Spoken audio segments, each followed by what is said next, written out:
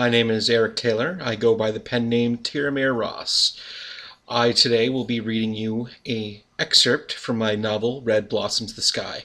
This is, just so you know, a first draft and only the first chapter.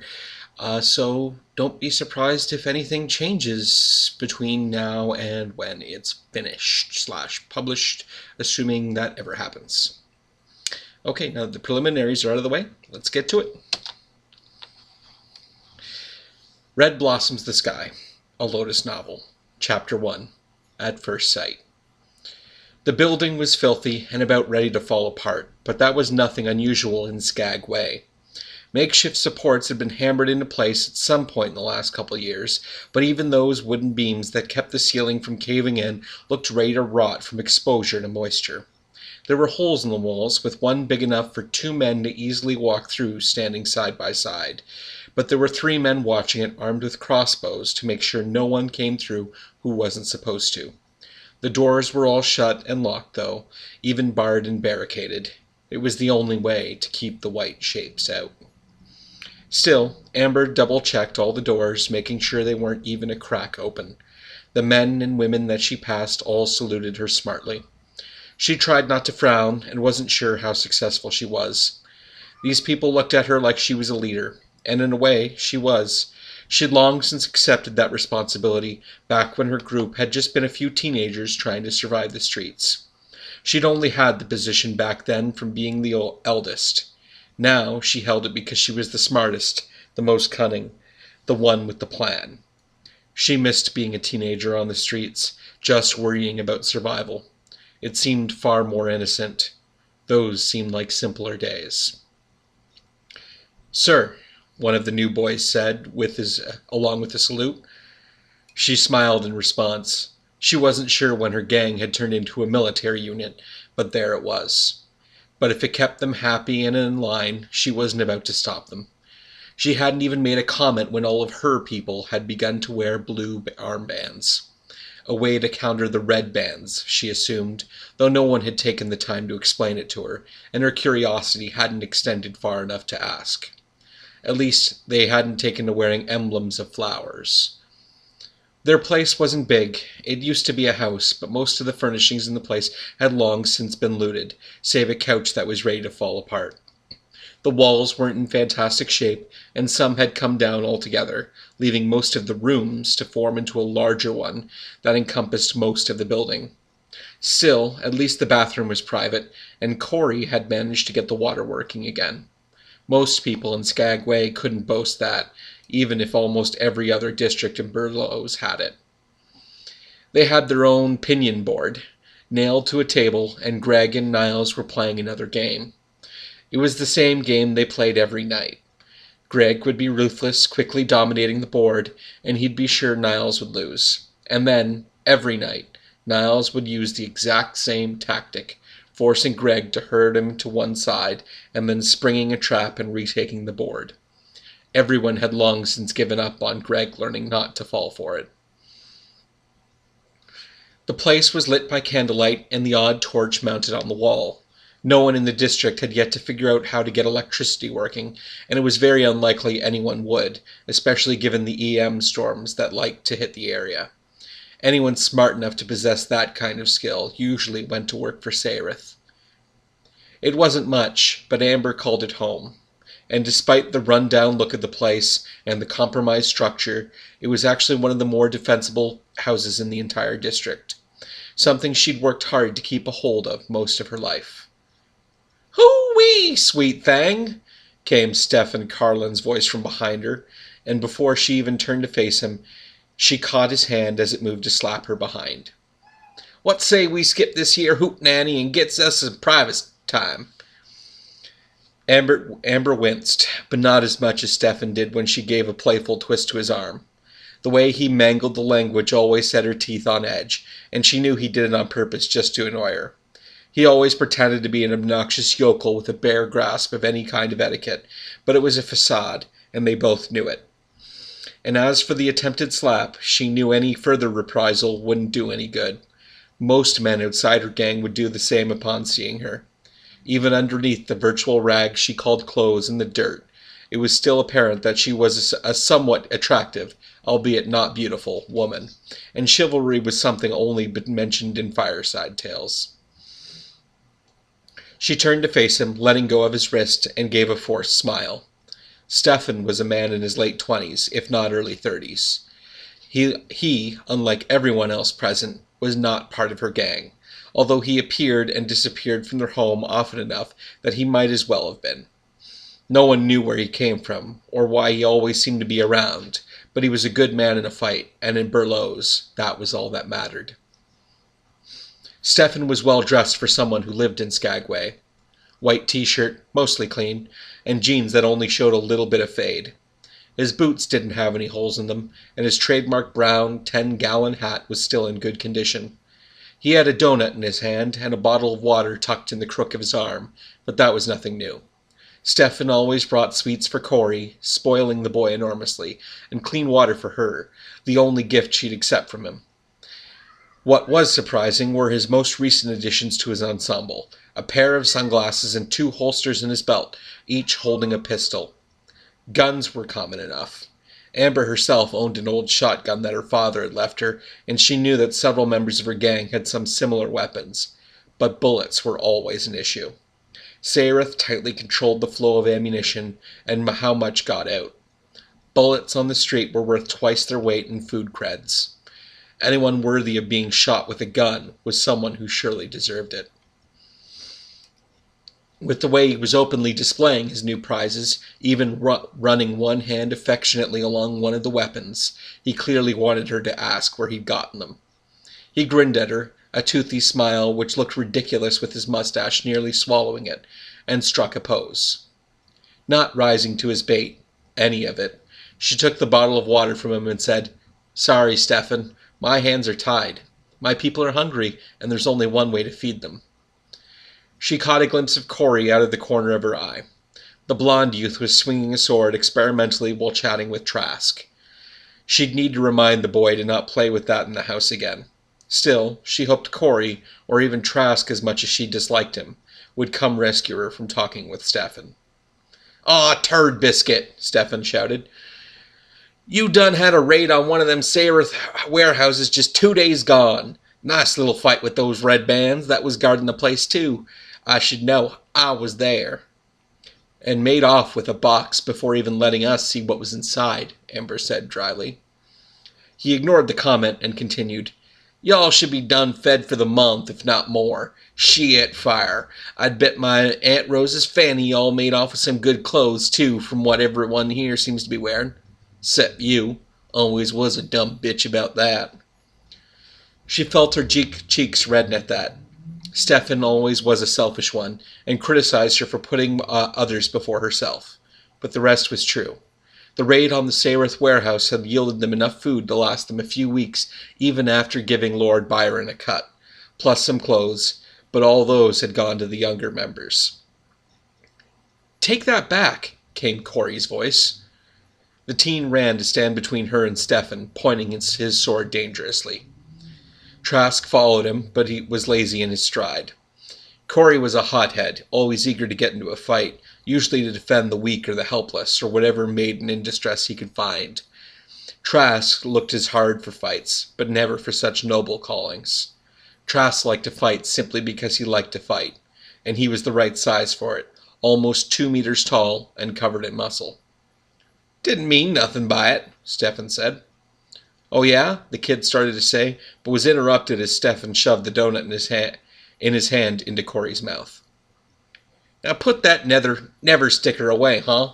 Don't want to be putting no hole in me by accident. I wouldn't look right at all with a hole in me." Corey let his sword point drop and smiled around the donut, which quickly disappeared into his gullet. That was the way with the 15-year-old. He was the youngest among them, and always made sure to act his age, flitting from one mood to the next, never a thought between actions, so long as his stomach was full. Still, there was a wisdom to be had there. Amber opened up her bottle of water and began to drink. "Good to see you again, Stefan," he said. "Come for the raid?" Amber nearly groaned aloud. She had planned to try to get Stefan to come along, especially if he'd taken to wearing guns around like they were loaded. But in order to do that, she needed to get his attention, hint that there was something exciting for him to be a part of, and not tell him outright.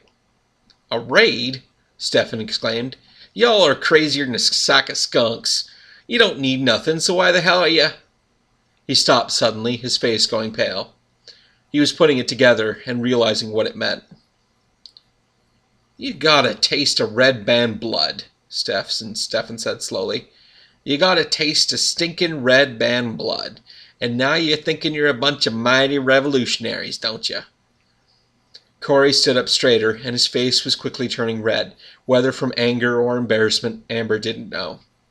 Trask looked amused, but as usual, didn't remark on any of it.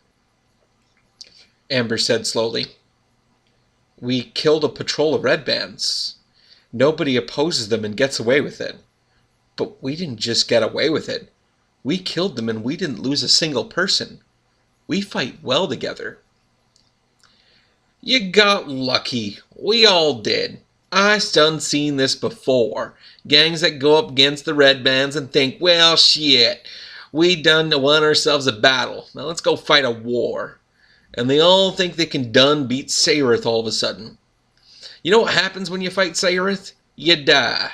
Always. They make you dead."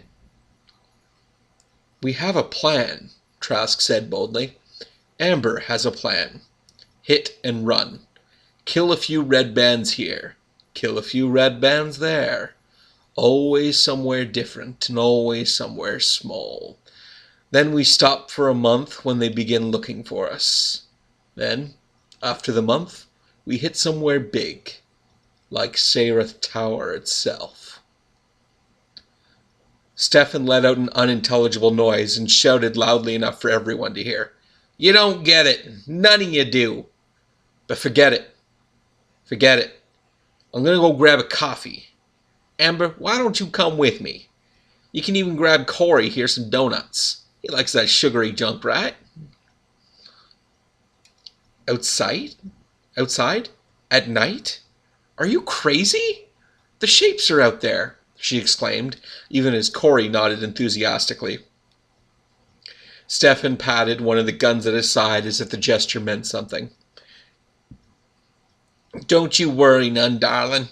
I got me all the protection from the white shapes here. I think we need to go get a coffee. I got something I need to tell you." "You can tell me now." "No," he grated. "I can't. Something for your ears only." "Then it can wait until morning." "No, it can't." She caught it then, the wheedling tone in his voice, the urgency.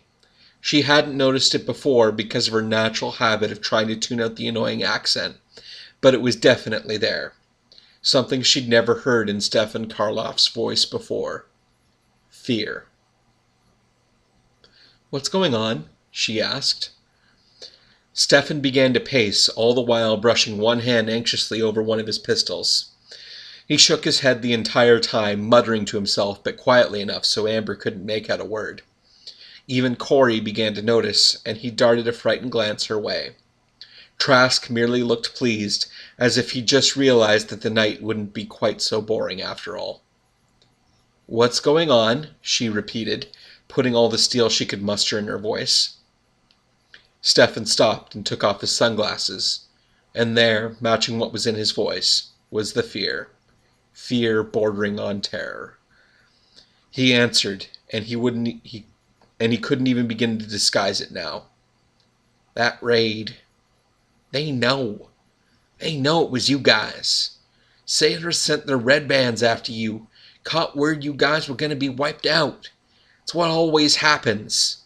You don't fight Sayrith and their red bands.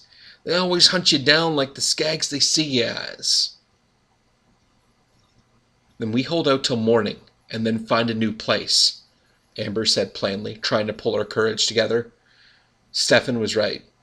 Fighting the red bands had been openly stupid.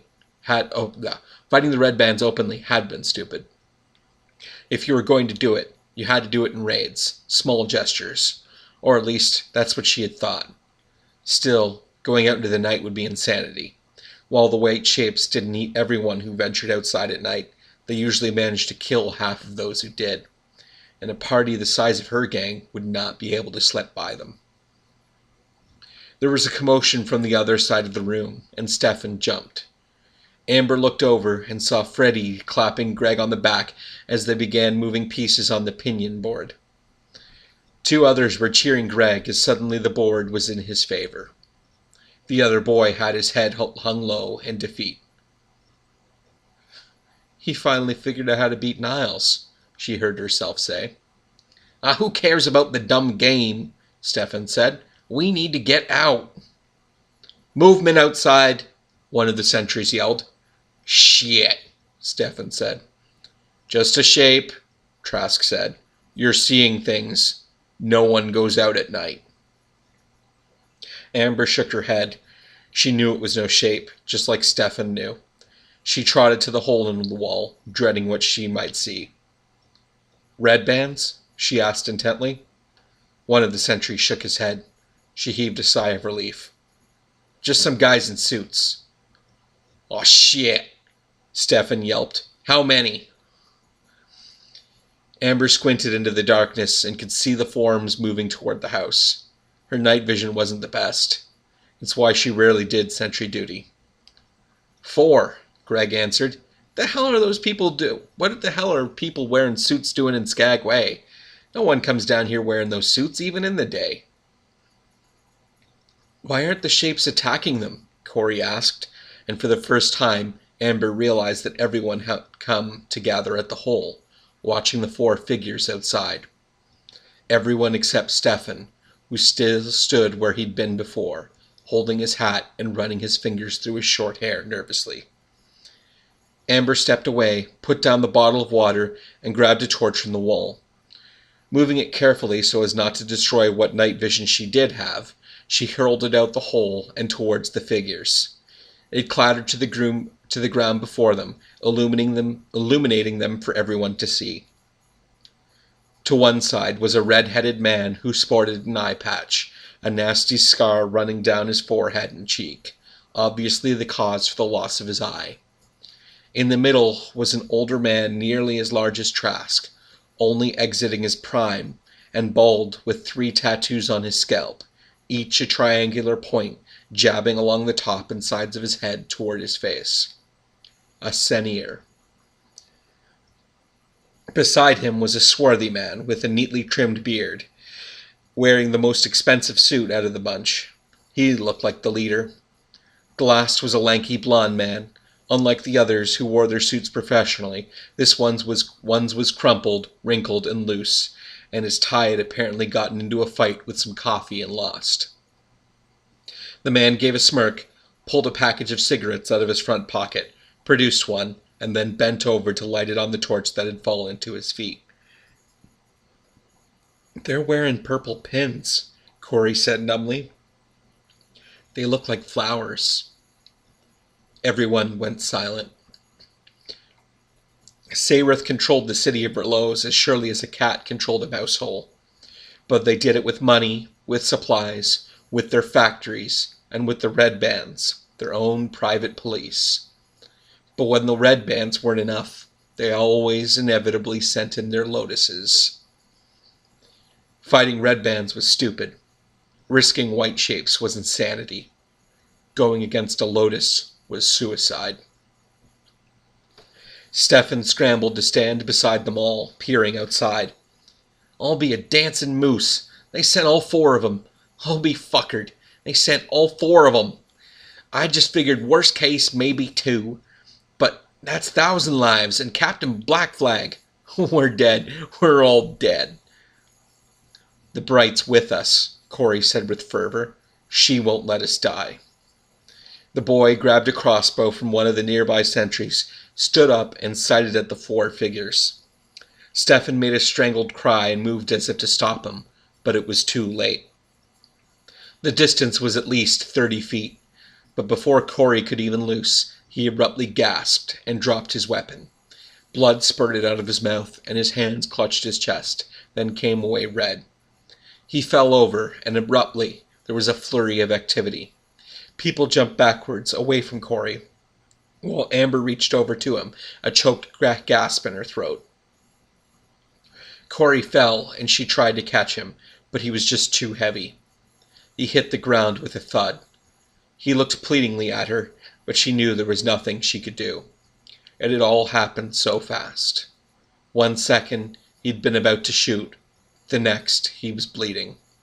On the verge of panic, she reined it in, tried to keep a leash on her fear, and looked to Corey's wounds. She would do something. She would try to save him. But there were no crossbow bolts in his chest, not even the small darts that the red bands liked to use. Tearing open his shirt, she let out a strangled sob at this bloody mess that he'd been made into. All along his chest were stab wounds, not bullet holes. It looked as if someone had plunged a knife into his chest repeatedly, but that was impossible. Corey gurgled something, one hand reaching for her. She grabbed it, clutching onto it, trying to give him some comfort, and then stared balefully out the hole. 3 of the 4 men stood standing exactly as they had been, but the 4th, the man with the eye patch, was holding a bloody dagger in one hand and a white cloth in the other. Meeting her eyes, he slowly and deliberately wiped the blade clean. "Monster!" Trask yelled, genuine emotion in his voice for a change. Grasping Corey's fallen sword, he held it aloft and charged through the hole. Amber reached for him, tried desperately to stop him, but it was too late. Others followed. Jimmy and Greg were right behind, as was Niles. Enraged at their fellow's death, others also took up the cry, and abruptly everyone was moving, hurling themselves out the hole. Any other day, Amber would have been proud to see them so united, so brave in the face of danger. Now, she just screamed for them to run. She wanted to do exactly that herself. She wanted to fight as well. But even as she began to stand, not sure which choice of action she was going to take, Corey jerked. She bent low, tears falling from her eyes. She would not leave him alone. She could see it in his eyes. Fear. He was going to die at too young an age, in an old house that was ready to fall apart. He tried to say something, but it only came out as a bloody gurgle. Outside, she could hear her people dying, being cut down in their futile attempt to fight the Lotuses. She closed her eyes, tried to close away the sound, but couldn't. She knew it would haunt her. It always would. And this was all her fault. And then there was silence. She opened her eyes slowly and looked outside at the carnage. All about, bodies were strewn. All of her people were dead, scattered about. The one-eyed man had 2 daggers out, both red with blood, while the bald senior brushed off the sleeves of his jacket as if he'd gotten dirt on it and wanted to be rid of it. Meanwhile, the well-dressed man and the blonde were chatting almost amiably, as if nothing were amiss at all. And standing against the wall, but next to the hole so he was out of sight, was Stefan, both pistols drawn. The man looked about to do something stupid, but given the situation, there wasn't an action that could be taken that wasn't stupid. Abruptly, the bearded man stopped talking to his companion, as if just realizing that the fight was over. Hands clasped behind his back, he moved forward, making sure to carefully step around the bodies of her friends. "I am Amir Nazad," he said plainly. "I tell you my name because it is only polite for a dead person to know the name of their killer."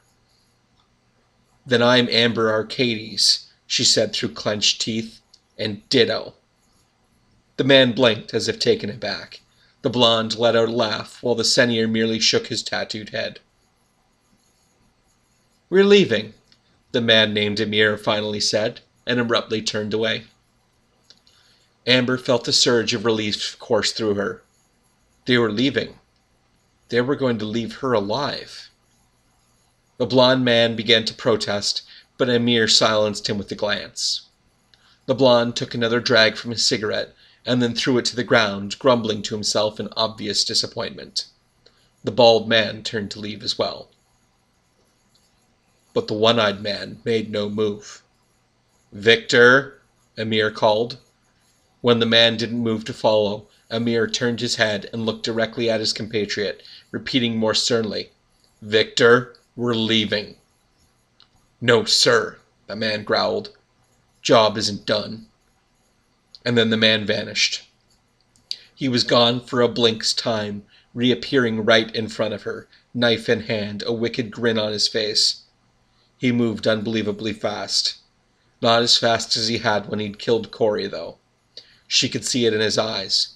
He wanted her to be afraid. He wanted her to see death coming. It was his mistake. Gunshots filled the air, and Victor's body jerked every which way as bullets tore through him. The man grunted, dropped his dagger, and fell over, clutching at his wounds. So very much like Corey had done. Stefan stepped out from his hiding spot and pointed his pistol at the man's head.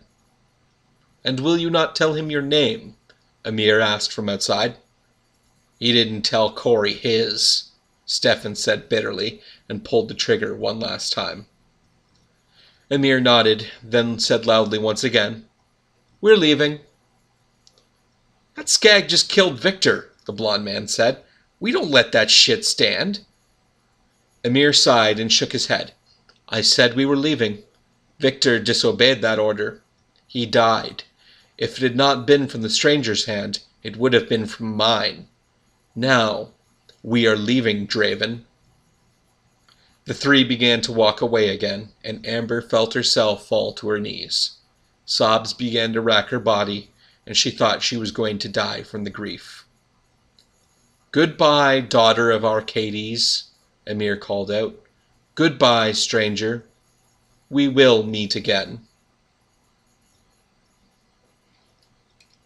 And that's the end of chapter 1, folks. I hope you liked it. If you did, please feel free to comment. Likes are also appreciated. I may be doing the next 2 chapters of this as well. So if you are interested, those will be getting posted, not immediately, but it's something that should be happening. All right. This has been Tyramir Ross, and I hope you've enjoyed.